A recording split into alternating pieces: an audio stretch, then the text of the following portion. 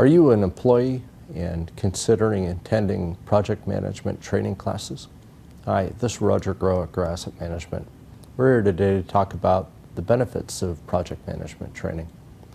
What it really is taking a very specific part of a business and learning it, or at least a segment of it. It might involve, if it's a manufacturing operation, where a product is sourced, how it's developed, and how it's sold. Or in that case, perhaps that's broken into 3 different components of project management training.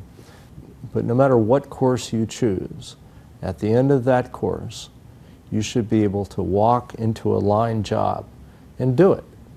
So this is old-fashioned training, just with a modern name called project management training.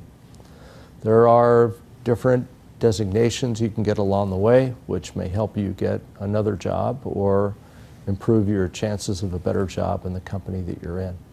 Is it a good thing? Heck yes, because you can take the process of learning about one portion of a business and apply it to any other.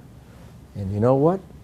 If you're good at running one part of a business, you'll probably be great at running another. So go for it. Take project management training. I'm Roger Groh, Groh Asset. Thank you very much for spending time with me.